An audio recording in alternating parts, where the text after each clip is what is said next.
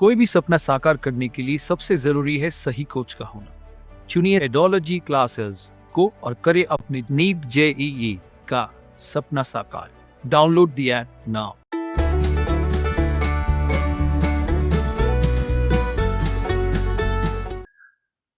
Blood groups. Blood groups बहुत easy चीज है। ये एक एंटीजन एंटीबॉडी इस पे डिपेंड करता है। एक्चुअली आरबीसी की सरफेस पर एक पर्टिकुलर एंटीजन लगा हुआ रहता है और उसके सीरम में उसी एंटीजन के रिगार्डिंग जो है एंटीबॉडीज प्रेजेंट रहती है। तो वो एंटीजन कहलाता है एग्लूटिनोजन और वो एंटीबॉडी कहलाती है एग्लूटिनिन। ठीक है, तो antigen of body, antigen of blood group हो क्या रहा है यार?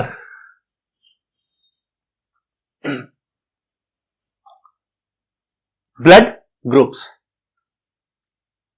ब्लड ग्रुप्स के बारे में आप बहुत अच्छी तरह से जानते हैं कि आपका जब भी कोई टेस्ट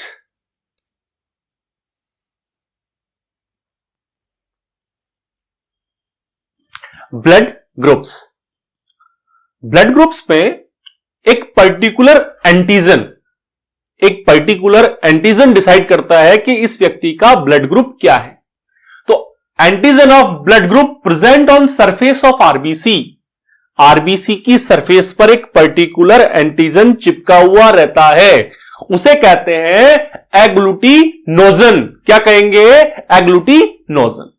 और उस एंटीजन के रिगार्डिंग या उस एंटीजन के रेस्पेक्ट में एंटीबॉडीज सीरम में प्रेजेंट रहती हैं, उन्हें कहा जाता है एग्लूटिनिन। क्या कहा जाता है? एग्लूटिनिन। क्लियर है? एग्लूटिनोजन और agglutinin, antigen of blood group present on the surface of RBC called एग्लूटिनोजन।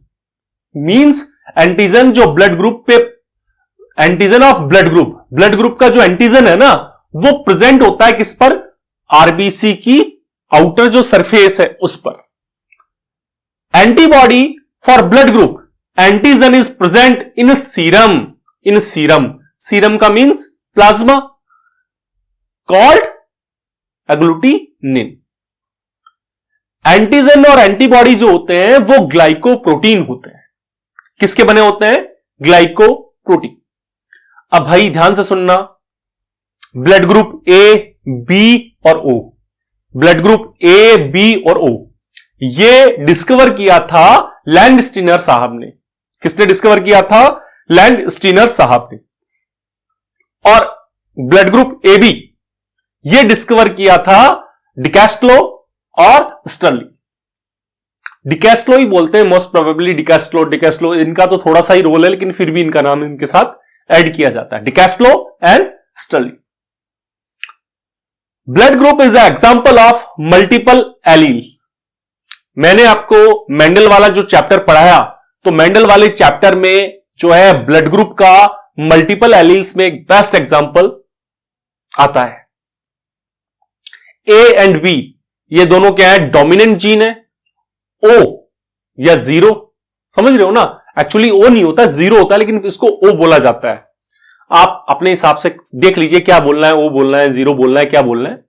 O gene यानी जीरो जीनर, ये रिसेसिव है, यानी ये F1 जनरेशन में डायरेक्टली शो होंगे। Blood group A B is an example of codominance. Blood group A B जो है वो कोडोमिनेंस का एक बेस्ट एग्जांपल है, जो मैंने आपको इनहेरिटेंस चैप्टर में, मेंडल वाले चैप्टर में बहुत अच्छे से समझाया है। ब्लड ग्रुप्स में जो ओ ब्लड ग्रुप है, जो जीरो ब्लड ग्रुप है, वो किसी को भी डोनेट कर सकता है अपना ब्लड, किसी को भी डोनेट कर सकता है, किसी दूसरे पर्सन को डोनेट कर सकता है, किसी भी दूसरे पर्सन को डोनेट कर सकता है। इसीलिए ओ ब्लड ग्रुप वालों को यूनिवर्सल डोनर कहा जाता है, या ओ ब्लड ग्रुप को यूनिवर्सल डोनर कहा जाता है। एक ही बात है। O blood group can be donated to persons with any other blood group called universal donor. ठीक है, यानी ये आर्ट ऑफ गिविंग में बिलीव करते हैं, देने में बिलीव करते हैं। ए बी ब्लड ग्रुप, ये किसी से भी ब्लड ले सकते हैं, समझ रहे हो, ये किसी से भी ब्लड ले सकते हैं, कहीं से कुछ भी हो, आ जाओ हमारे पास। ये क्या हो गए, यूनिवर्सल एक्सेप्टर या रिसेप्टर। हाँ, इनको चाहिए ब्लड, किनको, इनको एबी वालों को ब्लड चाहिए, कहीं से भी मिल जाए। मतलब एबी, सामने वाले के पास एबी है तो भी चलेगा, और एबी के अलावा कोई ग्रुप है तो भी चलेगा, इनको कोई फर्क नहीं पड़ता। अब देखिए कैसे, सारा एंटीजन एंटीबॉडी पर डिपेंड करेगा। आप ध्यान से समझना, इंपॉर्टेंट है। ब्लड ग्रुप्स दे रखे हैं आपके सामने, ए बी, ए बी और ओ।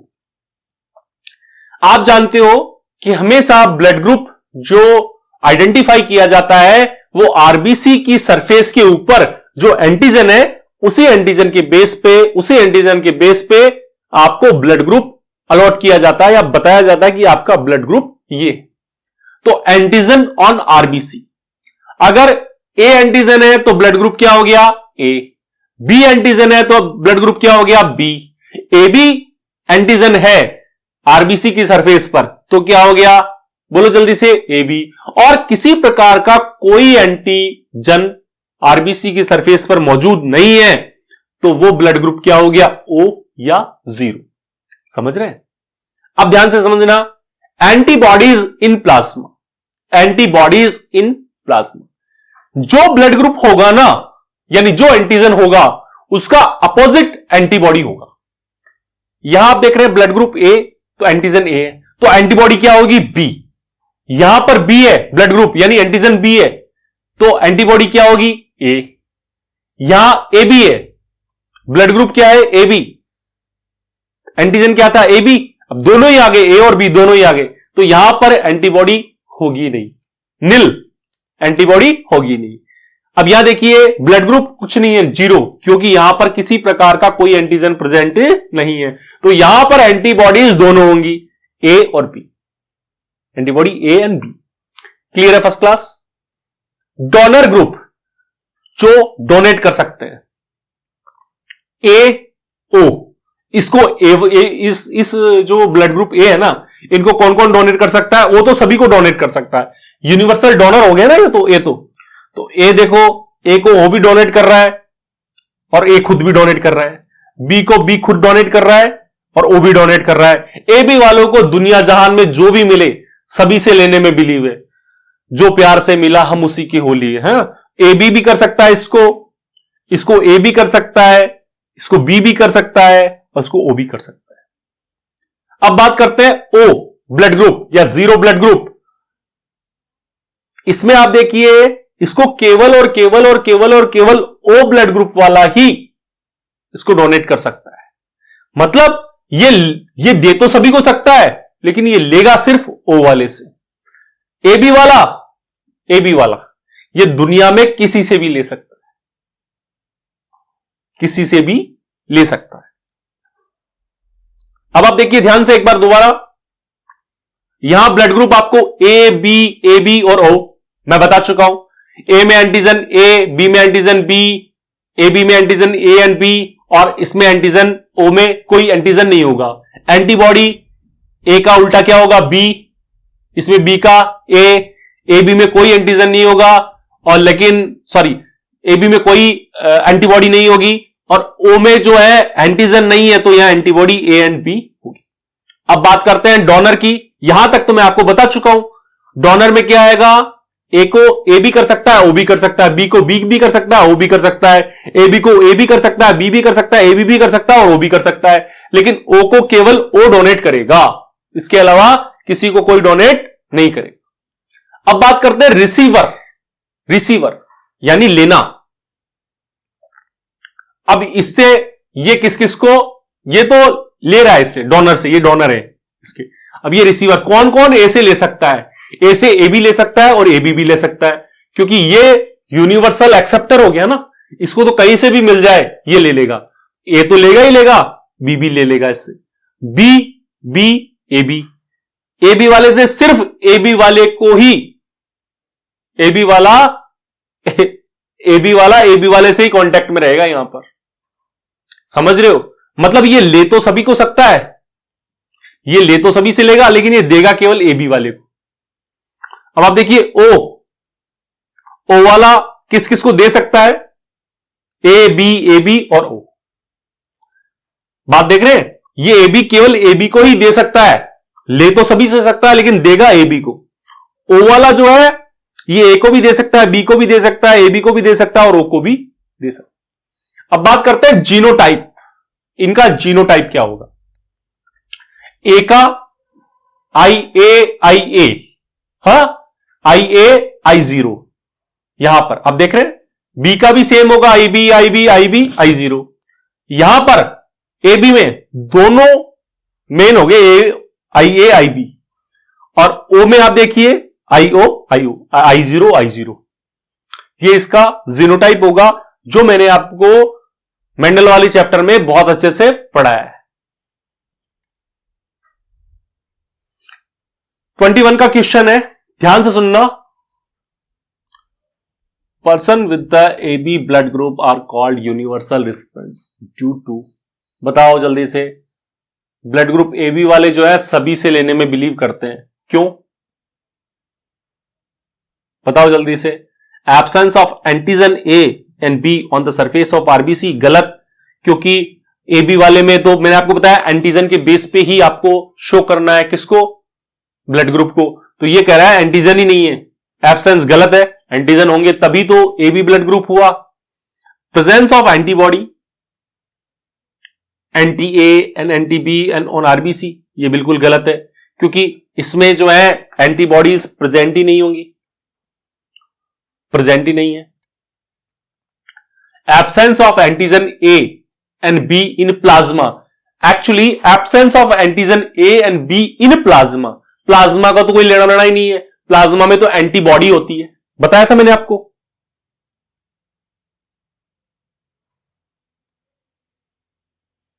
ये देखो एंटीजन कहां प्रेजेंट होगा? Surface of RBC. एंटीबॉडी कहां पर? इन सीरम या प्लाज्मा। एब्सेंस ऑफ एंटीबॉडीज, सही है, एब्सेंस ऑफ एंटीबॉडीज। ये देखिए आप, एंटीबॉडीज प्रेजेंट नहीं है एबी में, देख रहे?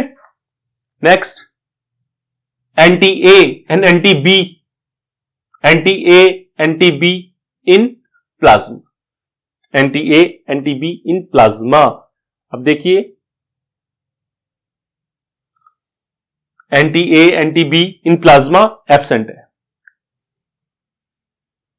देख रहे? Nil, anti A anti B in plasma में एब्सेंट है, या नहीं है। क्लियर हुआ फर्स्ट क्लास? तो इसका आंसर आएगा first, absence of antibody. Clear है? हो गया। अब बात करते हैं RH फैक्टर की। RH फैक्टर बहुत इंपॉर्टेंट है और बहुत ज्यादा बार पूछा जा चुका है इसके बारे में। इसको डिस्कवर किया था लैंडस्टीनर साहब ने। किसने? लैंडस्टीनर साहब ने। जो ये साहब है ना, ये तो जबरदस्ती जुड़ गए इसके साथ, मेनली नाम आता है लैंडस्टीनर साहब का, ठीक है।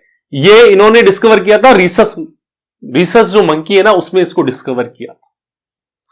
ये जो RH फैक्टर है, ये भी ऑब्जर्व किया गया आरबीसी की सरफेस पर ह्यूमन में। ह्यूमंस जो होते हैं, इंसान जो होते हैं, उनमें आरबीसी की सरफेस पर RH फैक्टर को पाया गया। कितने परसेंट ह्यूमन में पाया जाता है? 80%। अब ध्यान से समझना इस बात को। इफ RH पॉजिटिव ब्लड, अगर ब्लड कैसा है? RH पॉजिटिव, उसको RH नेगेटिव पर्सन में चढ़ा दिया जाए। RH पॉजिटिव ब्लड जो है उसको RH नेगेटिव का मतलब आरबीसी के ऊपर RH फैक्टर प्रेजेंट नहीं है, RH एंटीजन प्रेजेंट नहीं है। यहां पर RH एंटीजन प्रेजेंट है ना भाई, आरबीसी की सरफेस पर RH एंटीजन प्रेजेंट है। इस वाले ब्लड को RH नेगेटिव मतलब RH एंटीजन प्रेजेंट नहीं है आरबीसी की सरफेस पर, उसको चढ़ा दिया जाए। देन क्या होगा? देन नो प्रॉब्लम, किसी प्रकार की कोई प्रॉब्लम नहीं होगी, बट एंटीबॉडीज फॉर्म, परंतु एंटीबॉडीज बन जाएंगी। But again blood transfuse then agglutination in blood, means जैसे ही आप दोबारा ब्लड चढ़ाओगे तो इमीडिएटली क्या होगी कि कोगुलेशंस स्टार्ट हो जाएंगे, क्योंकि पहले से एंटीबॉडीज बन गई और ब्लड कोगुलेट कर जाएगा, ब्लड के थक्के बन जाएंगे और वो आदमी की डेथ होने लग जाएगी, हो जाएगी। डेथ होने क्या लग जाएगी, डेथ हो जाएगी, क्योंकि रीजन क्या है कि ब्लड की क्लॉटिंग होने लग गई वेसल्स के अंदर, तो फिर उसकी वजह से क्या हो जाएगा, ऑक्सीजन की सप्लाई बाधित हो गई, ऑक्सीजन की सप्लाई नहीं होगी, आदमी की मौत हो जाएगी। क्लियर है फर्स्ट क्लास। तो RH पॉजिटिव ब्लड जो है RS नेगेटिव को दिया जाता तो पहली बार में किसी प्रकार की कोई प्रॉब्लम नहीं होगी, क्योंकि एंटीबॉडीज बन चुकी हैं। लेकिन दोबारा RH पॉजिटिव जो है वाले को ब्लड को अगेन जो है उसको दोबारा फिर ट्रांसफर किया जाए कुछ समय बाद, तो उसमें क्लॉटिंग होने लग जाएगी, एग्लूटिनेशन होने लग जाएगा, जिसकी वजह से आदमी की डेथ हो जाएगी। आप देखिए सेकंड जो है केस, मदर जो है वो कैसी है, RH नेगेटिव और फादर है RH positive. Mother RH negative, father RH positive, दोनों में रिलेशन बने। रिलेशन बनने के बाद पहला चाइल्ड हुआ, फर्स्ट चाइल्ड हुआ, उस ड्यूरेशन में क्या हुआ, मदर में एंटीबॉडीज का फॉर्मेशन हो गया। किसका फॉर्मेशन हो गया, एंटीबॉडीज का फॉर्मेशन हो गया। पहले चाइल्ड में कोई प्रॉब्लम नहीं आएगी, पहला चाइल्ड इजीली हो जाएगा, लेकिन एंटीबॉडीज का फॉर्मेशन हो जाएगा। किस केस में, जब मदर RH पॉजिटिव है, मदर RH नेगेटिव है, फादर RH पॉजिटिव है। पहला चाइल्ड हो गया, कोई प्रॉब्लम नहीं आई, लेकिन एंटीबॉडीज का फॉर्मेशन हो गया। अब ध्यान से सुनना, सेकंड प्रेगनेंसी होगी तो तुरंत जो है फीटस की डेथ हो जाएगी। किसकी डेथ हो जाएगी, फीटस की डेथ हो जाएगी। अर्लियर स्टेज में, फीटस की अर्लियर स्टेज में डेथ हो जाएगी, क्योंकि आरबीसीज का क्या हो जाएगा, क्लॉटिंग हो जाएगी, एग्लूटिनेशन हो जाएगा। ठीक है, इसे हम कहेंगे इरिथ्रोब्लास्टोसिस, ये फीटस से बना है। ठीक है, फीटस की डेथ हो जाएगी। समझ रहे हो। अब जो आपको जो इंपॉर्टेंट बात है ना वो बताने वाली, इंपॉर्टेंट है बेटा, ये पॉइंट इंपॉर्टेंट है। यहां पर कुछ RH एंटीबॉडीज जो मेडिसिन है उनको यूज किया जाता है, उनमें जैसे रोगम, रोलिन और एंटी डी इसमें इंपॉर्टेंट रोल प्ले करते हैं। ये दिए जाते हैं जब प्रेगनेंसी स्टार्ट होती है ना सेकंड चाइल्ड की, तभी से ये दी जाती है। तो वो क्या करती है, एंटीबॉडीज को इनएक्टिव फॉर्म में रखने का काम करती हैं। समझ रहे हैं। तो वो क्या करती हैं, अगर फीटस को वो एक आउटर सब्सटेंस नहीं मान के बचाती हैं। ये दिया जाता है मदर को। कोई भी सपना साकार करने के लिए सबसे जरूरी है सही कोच का होना। चुनिए एडोलॉजी क्लासेस को और करें अपने नीट JEE का सपना साकार। Download the app now.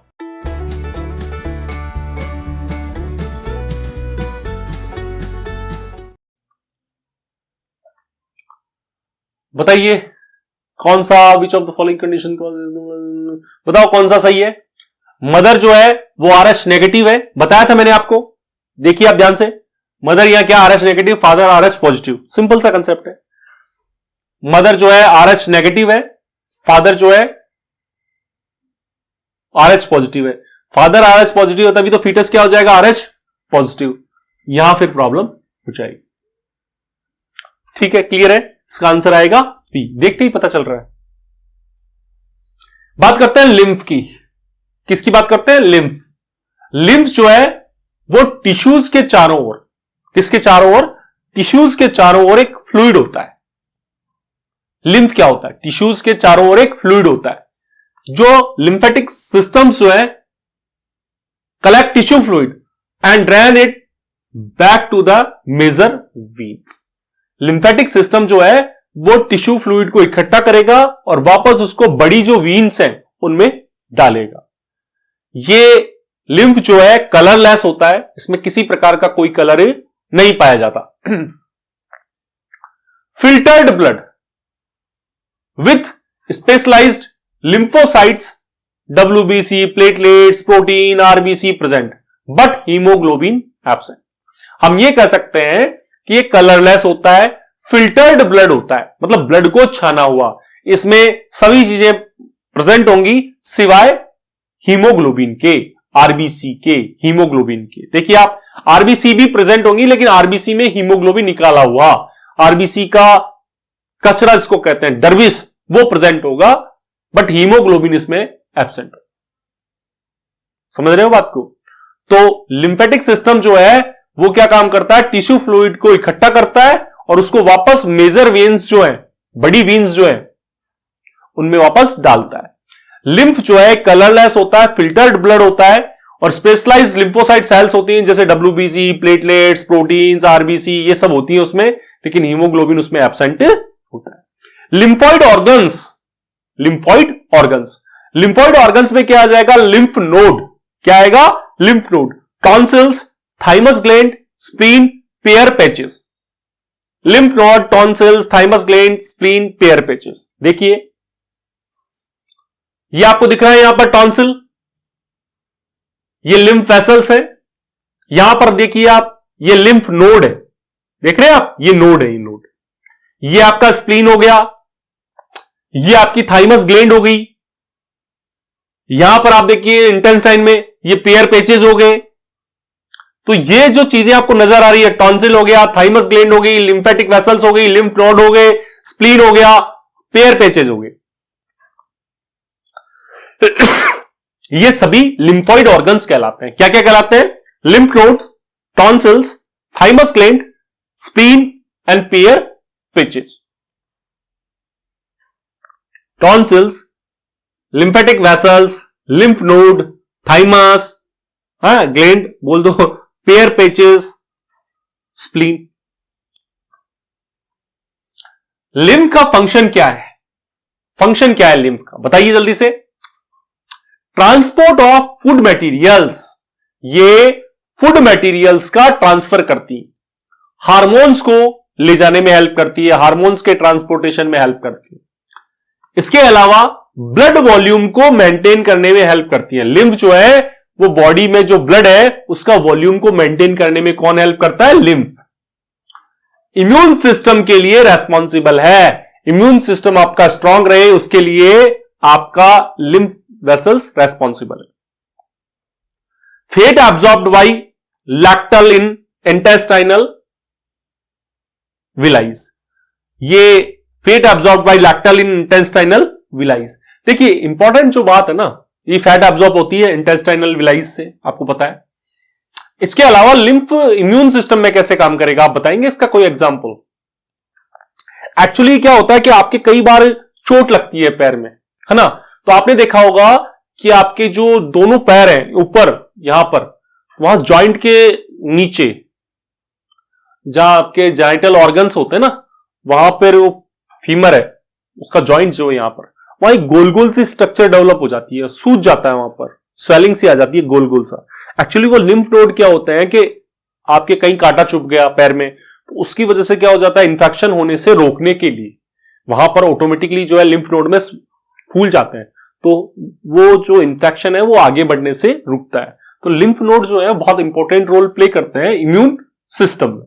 Clear हो गया, लिम्फ नोड क्या क्या काम करते हैं, ये ट्रांसपोर्ट करेंगे फूड मटेरियल का, हार्मोन्स का, इसके अलावा ब्लड वॉल्यूम को मेंटेन करने में हेल्प करेंगे, इसके अलावा इम्यून रेस्पॉन्स देंगे, पॉजिटिव इम्यून रेस्पॉन्स देंगे, हेल्प करेंगे हमारे इम्यून सिस्टम को।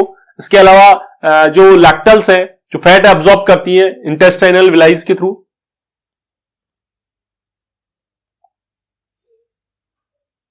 अब बात करते हैं disorders of circulatory system. Circulatory system के डिसऑर्डर्स मतलब डिजीज मान लो यार। सबसे पहला high blood pressure, hypertension. Hypertension, hypertension जानते हो क्या, हाई बीपी, ऐसे समझो आप, हाई बीपी, अब पता लग जाएगा आपको। हाइपरटेंशन जो है वो ब्लड प्रेशर का एक टर्म है जिसमें ब्लड प्रेशर नॉर्मल से हाई हो, मतलब नॉर्मल से ज्यादा हो। आपको पता है सिस्टोलिक कितना होता है, 120, systolic and diastolic. Systolic supreme coat contraction, SC contraction, diastolic DR relaxation. कितना, सिस्टोलिक कितना 120 mmHg, ये कितना 80 mmHg नॉर्मली होता है। आजकल इसको 130 और 90 कर दिया गया, पता है ना आपको। तो ये इनसे ज्यादा हो ना तो उसको क्या कहेंगे, हाइपर टेंशन। जैसे 140 over 90 of higher is shown hypertension. Simple सा कंसेप्ट है। तो 140 हो रहा है ऊपर वाला, नीचे वाला 80 की जगह 100 हो रहा है, तो वहां फिर प्रॉब्लम होता है। हाई ब्लड प्रेशर की वजह से बहुत सारी हार्ट डिजीज होती हैं, उसकी वजह से बहुत सारे ऑर्गन्स जो हैं वो इफेक्ट करते हैं, उनमें प्रॉब्लम हो जाती है। ब्रेन, किडनी, इनमें सिर दर्द हो जाना एकदम से, किडनी फेल हो जाना, बहुत सारी प्रॉब्लम्स हाई बीपी की वजह से होती है। और इनमें मेन रोल प्ले करता है सोडियम Na+, उसकी वजह से हाई बीपी होता है। इसीलिए क्या होता है कि जो बीपी के जो पेशेंट है उनको कहा जाता है कि आप नमक कम से कम खाया करो। है next, coronary artery disease. Coronary artery disease, coronary artery disease, coronary artery disease किससे रिलेटेड है? अब देखो ध्यान से, यहां पर क्या होता है, कोरोनरी जो हार्ट को ब्लड सप्लाई करती है। भाई हार्ट जो है वो दुनिया को ब्लड सप्लाई करेगा। हार्ट जो है, हार्ट एक पंपिंग मशीन है ना। हार्ट जो एक पंपिंग मशीन है, वो पूरी दुनिया को, मतलब पूरी उसकी दुनिया क्या है, अपनी बॉडी। भाई पूरी दुनिया जान उसकी बॉडी तो हुई, हार्ट की दुनिया जान क्या हुई, पूरी बॉडी उसकी। तो उसको वो क्या करेगा, उसको पंप करेगा और ब्लड को पहुंचाएगा। लेकिन हार्ट में भी छोटी छोटी छोटी छोटी छोटी छोटी आर्टरीज होती हैं, उनको कहते हैं कोरोनरी आर्टरीज। क्या कहती हैं? Coronary arteries. उनमें क्या होता है, उनमें ब्लॉकेज आने लग जाता है, उनमें ब्लॉकेज आने लग जाता है। किसकी वजह से? Deposition of calcium, fat, cholesterol और फाइब्रस कनेक्टिव टिश्यू की वजह से ये जो कोरोनरी आर्टरीज जो है ना, जो हार्ट को ब्लड सप्लाई करती हैं, वो उनमें ब्लॉकेज आने लग जाता है। उसकी वजह से जो है इन आर्टरीज जो होती हैं उनका ल्यूमन जो है वो कम हो जाता है, बिल्कुल बारीक होने लग जाता है। आप समझ नहीं रहे। आप देखिए, जैसे फॉर एग्जांपल ये ट्यूब है, इस ट्यूब के अंदर, अंदर की साइड जो है ना, कोरोनरी आर्टरीज जो है, ये कोरोनरी आर्टरी है, ये हार्ट को ब्लड सप्लाई कर रही है। इसके अंदर जो है, इसके अंदर क्या होगा, किस क्या क्या फैट, कैल्शियम, कोलेस्ट्रॉल और फाइब्रस कनेक्टिव टिश्यू ये घुस जाएंगे अंदर आके। तो उसकी वजह से क्या होगा, ब्लड जो है बहुत धीरे धीरे उन तक पहुंच पाएगा, हार्ट को एक प्रॉपर वे में सप्लाई नहीं मिलेगी, तो हार्ट फेल होने का इससे चांसेस इंक्रीज हो जाता है। Next,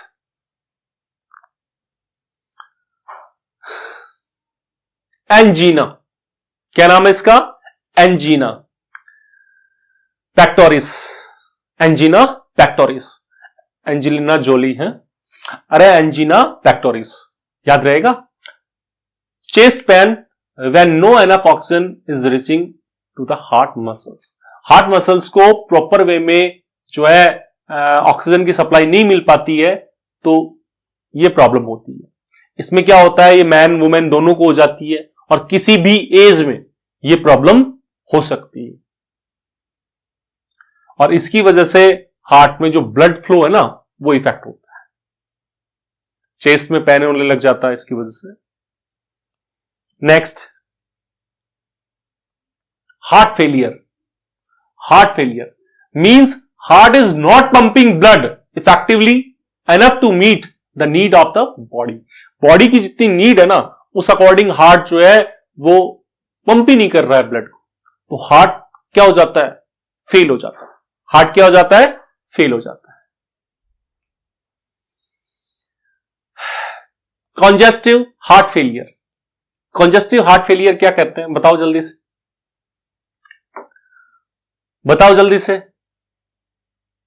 congestion of lungs means heart failure is not same as the cardiac arrest and heart attack. means जो है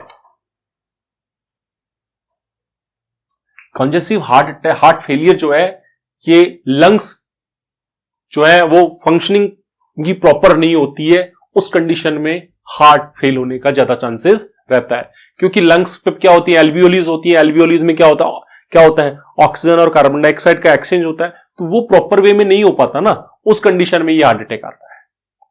समझ रहे हो। और हार्ट फेलियर जो है कार्डियक अरेस्ट और हार्ट अटैक के सेम नहीं होता। हार्ट फेलियर में क्या होता है कि हार्ट जो है प्रॉपर वे में इफेक्टिवली सप्लाई नहीं कर पाता है। कार्डियक अरेस्ट क्या होता है जानते हैं? कोई भी सपना साकार करने के लिए सबसे जरूरी है सही कोच का होना। चुनिए रेडियोलॉजी क्लासेस को और करें अपनी नीट जेईई का सपना साकार। Download the app now.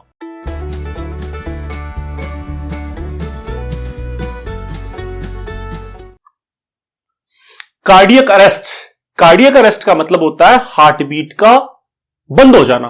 मतलब हार्ट जो है कार्डियक अरेस्ट, जो आर्ट्रियल जो वेंट्रिकल जो है जो पंप कर रहे हैं, जो सिस्टोल डायस्टोल का प्रोसेस है वो बंद हो गया, मींस आपकी हार्ट बीट ही बंद हो गई। ये कहलाता है कार्डियक अरेस्ट। तब डॉक्टर बाहर से पंप करता है ना इसे। हार्ट अटैक, हार्ट अटैक में क्या होता है कि हार्ट की जो मसल्स हैं वो किसी रीजन की वजह से डैमेज हो जाए, तो उसको क्या कहा जाता है? Heart attack. और हार्ट से रिलेटेड गैस जो होती है, गैस जो कई लोगों के गैस की प्रॉब्लम होती है, तो वो भी हार्ट अटैक का रीजन बन जाती है कई बार, क्योंकि गैस जो होता है वो थोरेसिक कैविटी के अंदर भर जाती है, तो उसकी वजह से भी जो है बहुत ज्यादा प्रॉब्लम होती है। स्पॉटलाइट 5 आप देख रहे हैं, ऑर्थोपोड्स जो हैं उनमें जो वैस्कुलर सिस्टम है, ब्लड वैस्कुलर सिस्टम है, वो कैसा होता है? Open type. कैसा होता है? Open type. परकिंजे फाइबर्स जो होते हैं वो हार्ट में पाए जाते हैं।